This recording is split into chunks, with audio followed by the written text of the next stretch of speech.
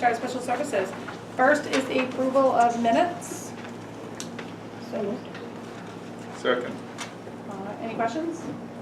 All those in favor? Aye. Next is going to be bus data. So yeah, both the enrollment and bus data, again, have been provided.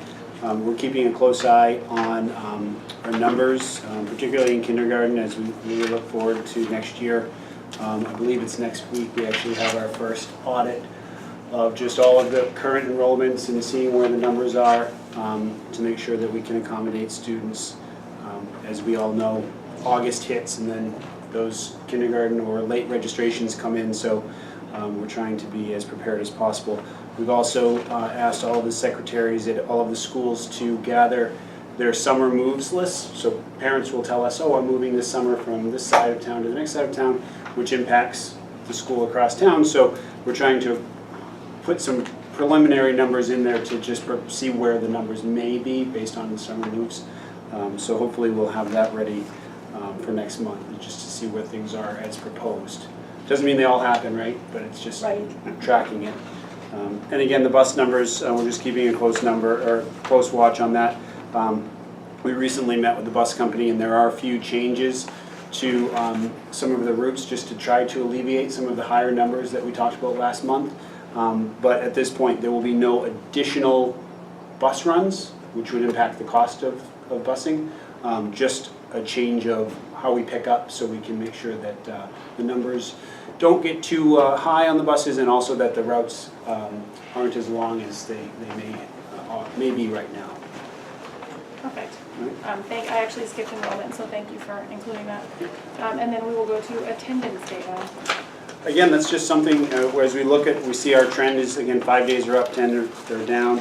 And what I hope to see is that, last year we saw it was a 2% decrease, a 3% decrease in 5 and 10 day. So hopefully this year we can at least match or beat those percentages. And again, we'll see that in July once we have the June numbers. So I want to thank the schools for all the hard work, and also hopefully we'll be able to inform you that last year we had a flagship sponsor, which was the Napoli Group, that helped us incentivize our program. Students that meet the goal are getting raffle prizes. Some of those were Chromebooks, so we want to thank the Napoli Group for that. But we also have another sponsor that stepped forward, and hopefully we'll be doing the same as the Napoli Group for next year. So hopefully once that's all confirmed, I can share that with you as well. Great. Any questions? Can I go back to attendance? Yes, sorry. So I was just looking at the numbers for attendance and the projection for the fall, and it has us going up at almost every level and overall by 100 students. So The enrollment? Yeah. Yes. that's Okay. That hasn't been updated is that from the new projection. okay? Yeah. All right. We need to update that. So is that just based on the old study we had, Yeah, or that's the old study. okay, We don't okay, know. all right. Any other questions? All right. And then we have the 5-year strategic plan review. Ms. Allison, please, if you want to come forward. In the packets that you have, there's a one-pager. I have extras if you need them, but we were talking last month about, again, actionable items that we can try to track or monitor over time based on special services. So Ms. Allison's here to review those with us. So what I did was create a couple of snapshots based on what I heard last time. So these are, you've had this, you've been able to review it. If this isn't what you want, you can certainly next time bring more information. But it gives you a snapshot of the number of identified students in the district, a snapshot of what we're doing out of district, which I think was what everybody was concerned with. So we have 81 identified students placed and 6 504 students placed. And then just to kind of show how quickly things can change, I added in there that we've had 11 move-ins since January. And this would be up to 12 as of today. We just had another student that was put into foster care and will be tuitioning to another LEA. So of those 11 that have moved in, 4 go to other public school systems and 7 when they moved in or in out-of-district placements. And we've had one of our students that was in an out-of-district placement move out. So, and then just to give an idea, we're looking to transition 5 students back, a couple at middle school and a few at elementary. And of those 5, transition takes the form of what's best for the students, so 2 are most likely to be back in our schools for September. And then just an idea of, we're always looking and working to keep kids within the district, so just a snapshot of what we have going on at each level, and the teams that I'm supporting to make sure that we have things in place for the kiddos that need it. And then the bottom is just a snapshot of, we have students in 8 other public schools, 16 out-of-district placements, and then some average costs for you. So basically, an average LEA is a total of the 20 plus the 15, so it's $35,000. To place them out of district, when you add those 3 together, it's $123,000, and that's just an average. That's just an average, so yes. And one of the things that, and again, she briefly mentioned is that we're meeting with the out-of-district coordinator and Ms. Allison and talking about specific students, their progress, so, where they are to date with the current plan that they were working with. And again, those transition plans as well. So again, student A may be coming back for a half day. The next time we meet, there's a report out on student A, hopefully that half day's gone well and we're looking to go full day, or add one more block, to the day and see how that goes. So it's an active monitoring, and again, it's literally a list, and it's a snapshot every time we meet about where they were, where they are now, and what we're trying to do next. So we do that snapshot 4 times a year with Mr. Pusey and Mr. Hopkins, and then the out-of-district coordinator and I meet monthly. Of course, we share office space, so we're communicating daily, but we go through the formal list monthly. Does this meet your needs?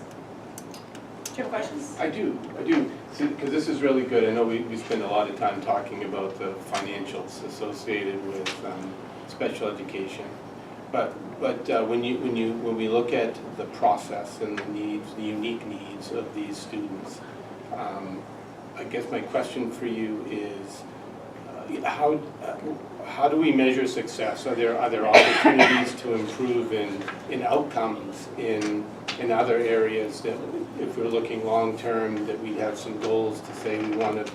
I don't even have an example of what those might be, but. So success is different for each kid, so it depends on what you're looking at. If you're looking at a student that is considering being placed for behavioral concerns, what you're probably going to do is look at what's the undesirable behavior, what's the replacement behavior that we would like to have happen, an acceptable replacement behavior. Sometimes there's 2 or 3 steps to get to the one that you actually want. And we work and we collect data on that. So data can be collected depending on, it's a team decision. You could collect daily data, you might collect weekly data, you might just collect data during math class, because maybe that's the only class that the child is having difficulty in. And teams get together and look at that. We have a BCBA on staff that helps us analyze that data if it gets to a point where we feel like we're not getting what we need from it. It's hard to do because they're all individuals. So the goal is to keep them here with us as long as we can, regardless of whether or not they can be fully included in a regular classroom all day, or if they need to be in some sort of self-contained classroom for the majority of part of the day here with us. Okay, let me rephrase, I guess. Yeah. If you're looking at the process, and I'm sure we have a lot of very good, strong processes, do you see areas where you would like to see improvement, that you would like to focus on, that would require some consistent, longer-term effort? Yes. I'd like to discuss those with Mr. Hopkins and Mr. Rapusi before we talk about what might need to change, because I don't know if that's a conversation that we've had yet. Okay. So I think for me, and correct me if I'm wrong, when you're talking about the 11 students that you're working with placement through DCYF, you really don't have a lot of control over some of those. Some of those are court mandated, so Correct. that's, Yep. I think for me, and I don't know if it's something that you can do, I just look at the cost of an average LEA versus like the out of district, and I personally think that Rochester offers so much, and I know that you're doing all you can, but I'd like to see those out of district placements coming back in, and I know that that's the same thing you want. But I would like to get more information on how you make that decision. I know it's a team-based decision, but I know you came a couple years ago, you brought forth like some different placement areas and like what they could offer, you know what I mean? Like I don't want specific students, I just wanna know about those out of placement. Right, Does that make sense? yeah, yeah, we have all that information from previous years, so we could update that and bring some of that next time. I just thought it was So talk valuable about last time. what are the steps, what are, you know, when you wanna bring a student back to district, typically what happens is the placement says to us, they're ready. And then we say, okay, they're ready, what makes sense for us? We look at, will it be a transition year for that student? Sometimes we don't want more than 2 transitions happening. And so if they're ready to transition back and it's the end of 5th grade, we might not start that then, because then they're gonna have another transition into 6th grade, which we know is another building. So there's so many factors, but I can certainly create a list of those and have people look at that. We can talk about the, you know, of the 16 placements, kind of who specializes in what for students, if that's something of interest, and then we can talk about, you know, just all the different questions that a team looks at for when they're either looking to support a kid here or bring a kid back. And even for me, like what it would take, what you think you could need. Like when we have meetings with schools every year and we say if you had an unlimited budget, what could you help? And when you're looking at $123,000, if there's something that we can get students back in that's gonna cost less than that, I mean, letting us know what we can do to help with that process. Because we, again, I mean, I have a child with a disability, but I've not been in your role. So what is it that we could provide or that we're not providing or that could alleviate some of this out of district? Because I just think we need to support that. Absolutely. And again, I know it's not just, I know it's a team decision and parents are involved and schools are involved. And again, I get that it's a big process, but if it's, we need another speech therapist or we need another VCBA or whatever the case, and again, we're not saying that you're gonna get it, but I would like to see what, you know, if you had an unlimited amount of funds, what it would take. What we And would then, want. yeah. Okay. Yeah. And if you have to discuss that with Mike and Kyle first, I completely understand, but. Any other questions, comments? All right. So the plan is to come back in, what are we doing for a rotation with this information? How long do you think it would take you to, I don't wanna overburden you. Oh, to get the new information, I could certainly come back next month with that. How often do you wanna be updated as far as like this information is concerned? Do you want us to just continue to do what we're doing, or do you want us to publicly report out in regards to the snapshot? Did you say take the snapshots quarterly? Yes. And kind of look at them quarterly? We Yeah. could just have a report maybe when that happens? Okay. Sure.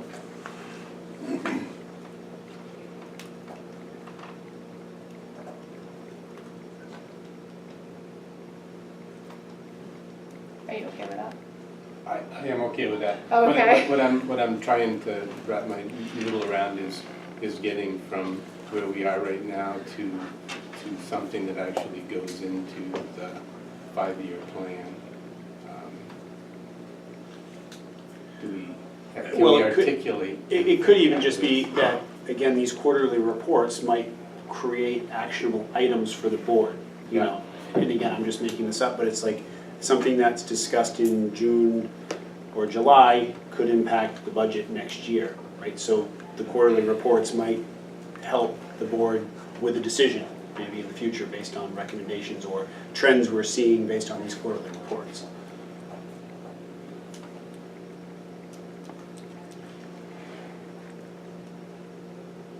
All right, any other comments?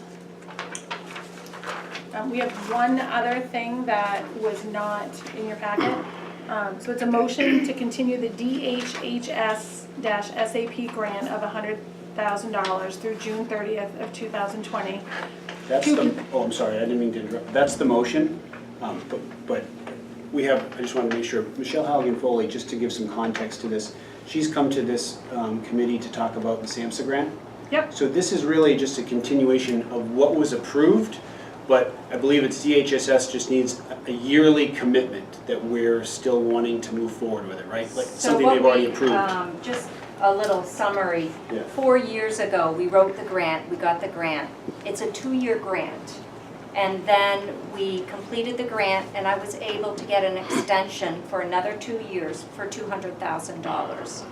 Next year will be our last year. We cannot apply again for the grant. So this is just to finish up for our final year. And we just wanted to let you know that it will be our final year. But they are continuing to offer us the final year of $100,000 because of the data we've shown and the work we've done within the community. So then we just need a motion at the board level to then commit back to them, correct? Correct.